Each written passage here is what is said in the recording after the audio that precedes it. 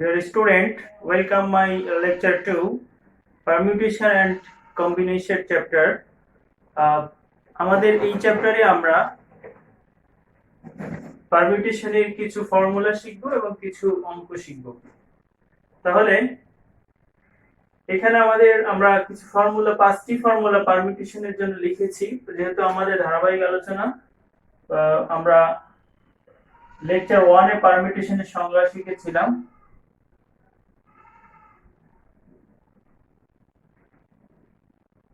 পারমিউটেশনের সংজ্ঞা শিখেছিলাম, দুই একটি সূত্র শিখেছিলাম। এখন আমরা আরো কিছু সূত্র শিখব। npr equal n factorial divided by n minus r factorial. n factorial এর সূত্র হচ্ছে n into n minus 1 n minus 2 n minus 3 ব্যবহৃত থাকবে n পর্যন্ত, অথবা আমরা এইভাবেও লিখতে পারি 1 2 3 n minus 1 লাস্টের আগেরটা, তারপরে হচ্ছে n, অর্থাৎ সংখ্যা যদি থাকে তো সেক্ষেত্রে সে সংখ্যা লিখবো আমরা। আর 0 ফ্যাক্টোরিয়াল এর রেজাল্ট সবসময় 1 হয়। 4 নাম্বার হচ্ছে np1, এটা হলে তার রেজাল্ট 1 হয়। এটা হচ্ছে এরকম, যদি 4p1 হয় তাহলে তার রেজাল্ট কিন্তু হবে 4। এটা আমরা যখন অঙ্ক করব তখন এভাবেই আমাদের লিখতে হবে। নেক্সট হচ্ছে আমাদের np0 equal 1, অর্থাৎ যদি এরকম হয় যে আমরা লিখলাম 5p0 তাহলে রেজাল্ট হবে কত? 1। এগুলো আমাদের সূত্র মনে রাখতে হবে, অথবা চাইলেও আমরা এগুলো ক্যালকুলেটরে করতে পারবো। যে শিক্ষার্থীরা, n তে বোঝায় টোটাল নাম্বার অফ এলিমেন্ট, আর r তে বোঝায় total number of taken at a time, p তে বোঝায় পারমিউটেশন, আর l অবলিক আমরা এটা হচ্ছে আমাদের, এটাকে ফ্যাক্টোরিয়াল বলে, আবার এই সাইনটাকেও ফ্যাক্টোরিয়াল বলে। তাহলে আমরা যে কোনো একটা সাইন ইউজ করতে পারি, তাতে কোনো সমস্যা হবে না। আমরা বোর্ডে একটা অঙ্ক দেখতে পাচ্ছি, if np4 equal 12 into np3 then find the value of n. এখানে আমাদের n এর মান বের করতে হবে। তাহলে আমরা n এর মান বের করতে যদি চাই, আমরা প্রথমে আমাদের এটি দেওয়া আছে, তাহলে সলিউশন লিখব given np4 equal 12 into np3, এটা রয়েছে। এখানে একটু খেয়াল করো, np4 আমরা একটা সূত্র শিখেছি, npr equal, এটা সূত্র হচ্ছে কি n factorial n into n minus r factorial। আমরা এই সূত্রটি শিখেছি, তাই না? এখানে তো এই r এর পরিবর্তে আমাদের প্রথমটাতে কি আছে? 4 আছে। তাহলে আমরা সূত্রটি লিখব n factorial n minus 4 factorial equal 12 আমরা লিখে দিলাম into, ঠিক সেম ভাবে n factorial n minus 3 factorial, ওই সূত্র অনুযায়ী। নেক্সট আমরা কি করব, আমরা n ফ্যাক্টোরিয়াল এর সূত্র শিখেছি, n into n minus 1 n minus 2 n minus 3, এভাবে অনেকগুলা লিখতে পারি। তো আমরা এখানেও ঠিক সেম ভাবে n ফ্যাক্টোরিয়াল এর এই সূত্রটি আমরা ব্যবহার করব। তাহলে দেখো, যদি আমরা লিখি n into n minus 1 n minus 2 n minus 3 n minus 4, এভাবে আমরা অসংখ্য লিখতে পারি, n minus 5 6 7, কিন্তু আমার যেহেতু নিচে n minus 4 ফ্যাক্টোরিয়াল রয়েছে, সো আমি n minus 4 পর্যন্ত রেখে দিব। তাহলে আমি কি লিখব? n minus 4, আর সর্বশেষ আমাদের যেহেতু অসংখ্য আরো লিখতে পারি, সো আমার এখানে কি হবে, ফ্যাক্টোরিয়াল দিয়ে আমি সেই অসংখ্যগুলোকে বুঝিয়ে দিলাম। আর নিচে যা আছে তাই, n minus 4 ফ্যাক্টোরিয়াল ইকুয়াল, ঠিক সেম ভাবে এখানে 12 into n into n minus 1 n minus 2 n minus 3 n minus 4 factorial. নিচে এখানে একটু খেয়াল করো, আমরা কিন্তু n-4 পর্যন্ত লিখে ফেলেছি, বাট আমার এখানে আছে n-3, সো আমি n-3 পর্যন্ত রেখে দিব, n-3 ফ্যাক্টোরিয়াল, নিচে n-3 ফ্যাক্টোরিয়াল। এখন একটু খেয়াল করো, সমানের দুই সাইডে যদি সেম জিনিস থাকে তাহলে আমরা স্বাভাবিক সহজে বোঝার জন্য বলি যে দুই সাইডের একই জিনিস থাকলে উঠে যায়। এটা কিন্তু উঠে যায় এভাবে, আমরা উভয় পক্ষকে n-1, n-2, n-3 দ্বারা গুণ করব এভাবে। তো এখানে আমরা একটু দেখতে পাচ্ছি n আছে, n আছে, তাহলে n উঠে যাবে, n-1, n-1 থাকবে না, n-2, n-2 থাকবে না, এখানে কিন্তু n-3 রয়েছে। তো আমরা সেভাবে n-3, এখানে কিন্তু n-3 ফ্যাক্টোরিয়াল রয়েছে, কিন্তু n-3 রয়েছে, তাহলে এটা কিন্তু উঠানো যাবে না, তাহলে লিখতে পারি n-3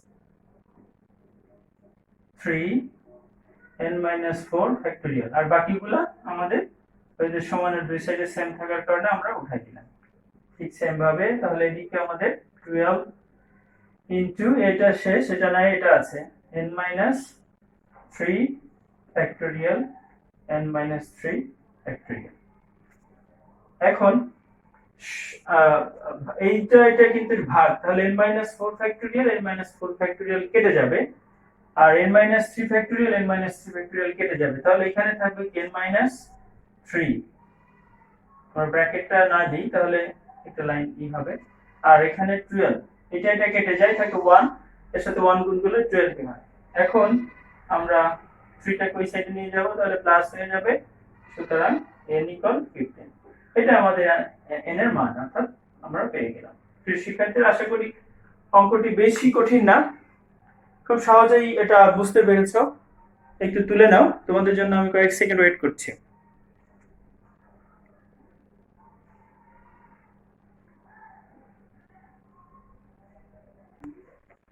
প্রিয় শিক্ষার্থীরা, আমরা আরেকটি অঙ্ক দেখব।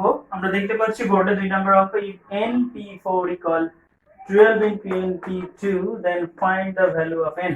এখানে একটু আগের অঙ্কটার সাথে যে সেম অঙ্ক, বাট এখানে 3 ছিল, এখন হয়ে গেছে 2। যদি 2 হয় তাহলে দেখো অঙ্কটা কিভাবে অন্যরকম চেঞ্জ হয়ে যাচ্ছে।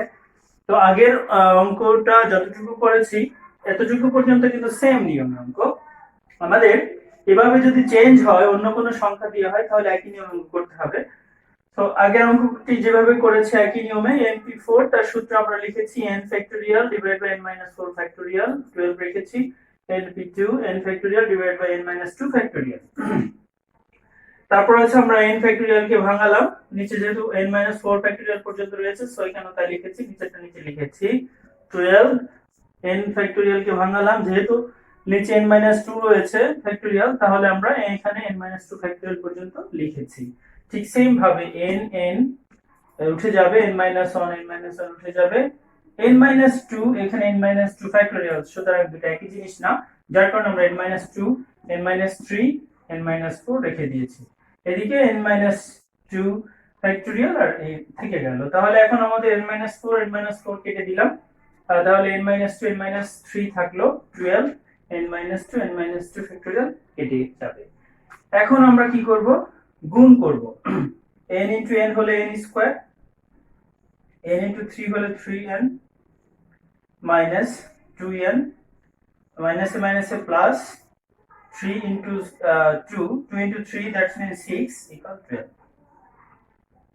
নেক্সট লাইন আমাদের n স্কয়ার, এটা যেহেতু এখানে 3টা n এখানে 2টা n, তার মানে minus 5n, আর এখানে প্লাস 6, 12 টাকে আমরা এই সাইডে নিয়ে চলে আসলাম, মাইনাস হয়ে গেল 0। আশা করি এতটুকু বুঝতে পেরেছো। আমরা এখান থেকে উপরের দিকে একটু চলে যাব, তাহলে এখানে যদি আমি লিখি লাইনটি, বা or n square minus 5n plus 6 equal 12। দুঃখিত, 12 না, আমরা তো 12 টা নিয়ে এসেছি, তাহলে এখানে 6 আর 12 দুইটি যদি প্লাস মাইনাস করি তাহলে আমাদের থাকে -6 = 0, এটি থাকে। নেক্সট হচ্ছে এটাকে আমরা একটা মিডল টার্ম করব। মিডল টার্মের কথা নিশ্চয়ই তোমাদের মনে আছে। মিডল টার্ম যখন আমরা করব তাহলে এইটার সাথে এটা গুণ, তার মানে হচ্ছে আমাদের কত 6n স্কয়ার। এখন এই 6n স্কয়ার বা মিডল 5x কে আমাদের ভাঙাতে হবে এমন ভাবে যাতে আমাদের এই 6n স্কয়ার ঠিক থাকে 5x ও যেন হয়। কিভাবে? আমরা যদি 3 এবং এটাকে অনেক ভাবেই করা যায়। তো এখানে কত হতে হবে? যোগ বিয়োগ করলে 5x হতে হবে x স্কয়ার। আমরা একটু মনে হয় কোথাও ভুল লিখে ফেলেছি, এখানে n হবে, হ্যাঁ, তাহলে এখানে n স্কয়ার। সো 6 কোন দুটি সংখ্যাকে গুণ করলে 6n স্কয়ার হতে হবে, আর সেই দুটি সংখ্যা যোগ অথবা বিয়োগ করলে আমাদের কি হতে হবে? 5n হতে হবে। তাহলে আমরা যদি 6n এবং 1 মানে শুধু n, এটি যদি আমরা গুণ করি তাহলে আমাদের 6n স্কয়ার। আবার যদি আমি 6n থেকে একটা n মাইনাস করি তাহলে আমার 5n হয়। সুতরাং আমরা মিডল টার্ম এটা করতে পারি 6n এবং n। তাহলে প্রথমে আমাদের লিখতে হবে n স্কয়ার, যেহেতু এটা মাইনাস আছে সো আমরা বড়টার আগে মাইনাস লিখব 6n, আর যেহেতু আমাদের এটাকে প্লাস করতে হবে তাহলে n লিখলাম শুধু প্লাস n। তো দেখো n square 6n plus n, এটা যদি মাইনাস করি তাহলে বড়টার আগে মাইনাস চিহ্ন বসবে, 6 থেকে n মাইনাস 6n থেকে n মাইনাস করলে আমাদের 5n হয়। তাহলে এটা ঠিক আছে, আর লাস্টের সংখ্যাটা সবসময় লিখে দিতে হবে, লিখে দিলাম আমরা। এটা যদিও সহজ, আশা করি সকলেই বুঝতে পেরেছো। নেক্সট হচ্ছে আমাদের n, এখান থেকে n কমন নিলে আমাদের n থাকে আর 6 থাকে, প্লাস এখানে 1 কমন যায় n 6 হয়, তাহলে 0। তাহলে কি হয়? n 6, এটা মিলে আছে, একটা নিলাম n প্লাস 1 ইকুয়াল 0। এতটুকু আশা করি সকলেই বুঝতে পেরেছো।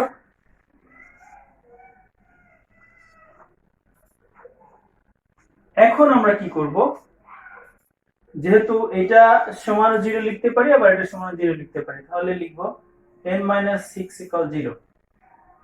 তাহলে এখানে n ইকুয়াল आंसर আসে কত? 6, और n প্লাস 1 ইকুয়াল 0। তাহলে আমরা এখানে লিখব n ইকুয়াল -1, বাট নেগেটিভ মানটা সাধারণত অ্যাকসেপ্টেবল নয়, সো আমরা এখানে লিখব negative value cannot acceptable, negative value cannot acceptable। আবার বলছি negative value cannot acceptable। তাহলে আশা করি অঙ্কটি বুঝতে পেরেছো। তো সো এখানে আমাদের आंसरটা কত হচ্ছে? এখানে আমাদের आंसरটা হচ্ছে 6, সুতরাং n = 6, এটাই আমাদের आंसर। প্রিয় শিক্ষার্থীরা, অঙ্কটি আশা করি বুঝতে পেরেছো। আমরা ঠিক একই জাতীয় অঙ্ক আরেকটি সলিউশন করব।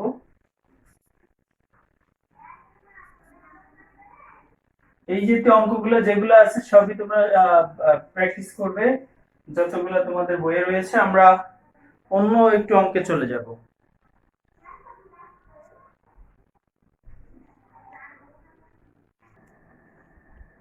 আমরা আজ দ্বিতীয় অঙ্কটি দেখব।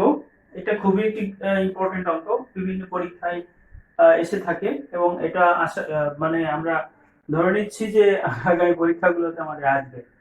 আচ্ছা, তো prove that npr equal n - 1 pr plus r into n - p r minus n - 1 pr minus 1 এইটি।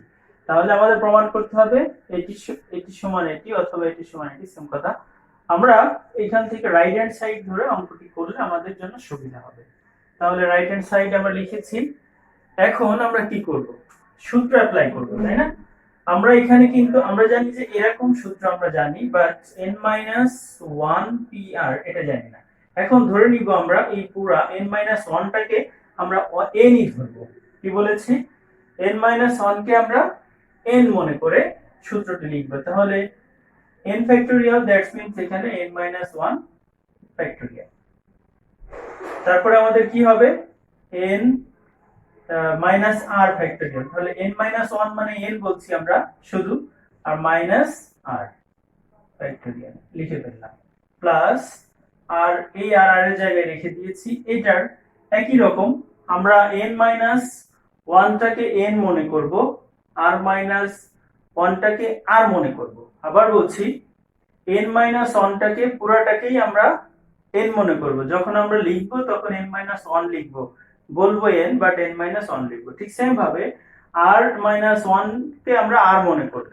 তো তাহলে এখানে কি হবে n ফ্যাক্টরিয়াল, তার মানে n মাইনাস ওয়ান ফ্যাক্টরিয়াল, আর এদিকে হচ্ছে n মাইনাস ওয়ান, তার মানে এটা n মাইনাস r, তো মাইনাস লিখলাম আর লিখলাম, এই মাইনাসে মাইনাসে প্লাস হয়ে যাবে 1 ফ্যাক্টরিয়াল। আশা করি এটা বুঝতে পেরেছো। হ্যাঁ, তাহলে এটি আমরা কিন্তু সূত্র অ্যাপ্লাই করেছি। আমরা আরেকবার এখানে বলছি, অনেকে সমস্যা হতে পারে। সো এখানে বলছি n মাইনাস ওয়ানটাকে আমরা n ধরেছি, আর r তো rই, তাহলে সেই ক্ষেত্রে আমাদের সূত্রটা ছিল কি n factorial divide by n minus r factorial. তো যেখানে n আমরা বলেছি n মাইনাস ওয়ানটাকে n, তাহলে n এর সাথে 1 দিয়ে ফ্যাক্টরিয়াল লিখে দিয়েছি, আর n মাইনাস ওয়ান এটাকে n বলেছি, মাইনাস r লিখেছি ফ্যাক্টরিয়াল। এই অংশটুকুই কিন্তু এখানে আমরা লিখেছি, প্লাস সেম ভাবে একই কাজ এখানে করেছি। একটা বুঝলে বাকিগুলো বোঝার কথা। ওকে, নেক্সট আমরা লাইনে আমরা কি করব, এটা যা আছে তাই লিখে দিব, n minus one factorial n minus one minus r factorial plus এই rটা আমরা যদি, যেহেতু এটা গুণ অবস্থায় আছে, তাহলে উপরে আমরা এভাবে লিখতে পারি r into n minus one factorial. আর এখানে কি হয়, এই 1 1 কাটা যায়, তাহলে n মাইনাস r ফ্যাক্টরিয়াল এটা থাকে। আশা করি এতটুকু বুঝতে পেরেছো। নেক্সট আমাদের কাজ কি, পরবর্তী লাইনে আমরা যেটা করব সেটা হচ্ছে একটা সূত্র লিখতে হবে আমাদের।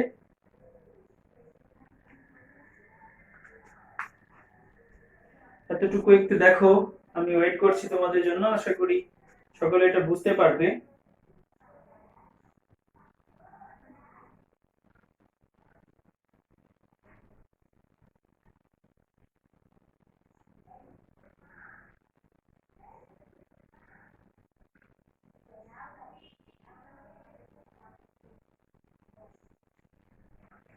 শিক্ষার্থীরা, এরপরে আমরা যে লাইন করব n মাইনাস ওয়ান ফ্যাক্টরিয়াল, আমরা rটাকে যদি আগে নিয়ে আসি তাহলে দোষের কিছু নাই, তাহলে rটাকে আগে নিয়ে আসছি, মাইনাস ওয়ান পরে নিয়ে যাচ্ছি, আর এইখানে r into n minus one.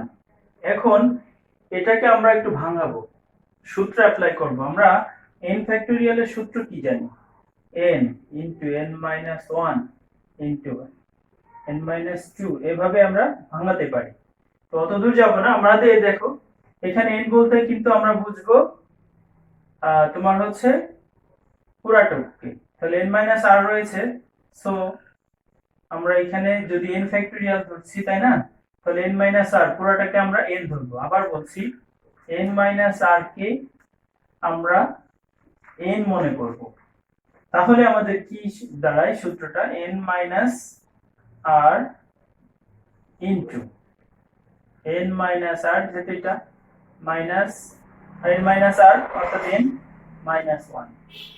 এতটুকু পর্যন্ত লিখলে আমাদের হবে। কেন এটা করলাম, যেহেতু আমার এখানে n minus r minus one, এটার সাথে মিল রাখার জন্য আমরা সূত্রটি অ্যাপ্লাই করেছি। এরপর আসো আমরা আর কি করতে পারি, একটু খেয়াল করো, n minus one n minus one, n minus r minus one, n minus r minus one, আমরা কিন্তু তাহলে এই পুরো অংশটুকু একটু কমন নিতে পারি। তাহলে আমরা n minus one factorial n minus r minus one factorial, এটিকে কমন নিলাম, এই নিচে শুধু এটিকে আমরা যখন কমন নিব তখন কি দাঁড়াবে, এখানে একটা ব্র্যাকেট দিলাম, এই পুরো অংশটুকু যেহেতু আমি এখানে নিয়ে নিয়েছি, তাহলে এখানে 1 থাকে, প্লাস এখান থেকে n-1 তো নিয়ে ফেললাম, তাহলে আমার আসে হচ্ছে কত, থাকে হচ্ছে r, আর এখান থেকে এটা চলে গেলে আমাদের থাকে n-r, এই অংশটুকু আমাদের থেকে যাচ্ছে।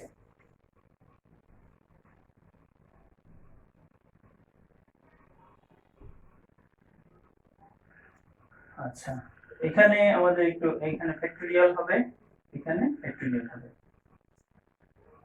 তো তাহলে এখানেও ফ্যাক্টরিয়াল হবে। এখন আমরা কি করব, আমাদের এটাকে একটু লসাগু করব,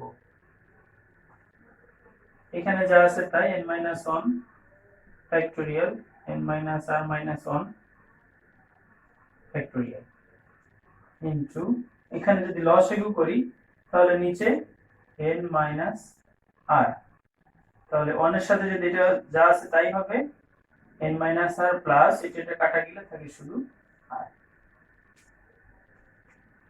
আশা করি এতটুকু বুঝতে পেরেছো। নেক্সট হচ্ছে আমাদের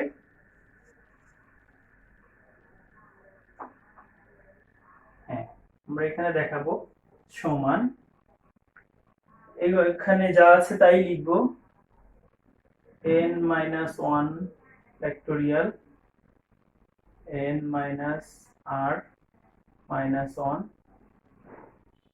factorial into,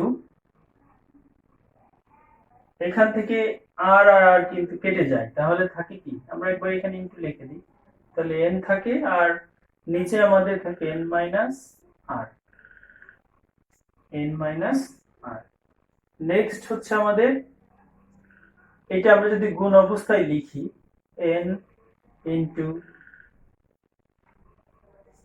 n into n-1, আর এটা গুণ অবস্থায় যদি এভাবে লিখি n-r ইনটু n-r-1 ফ্যাক্টরিয়াল।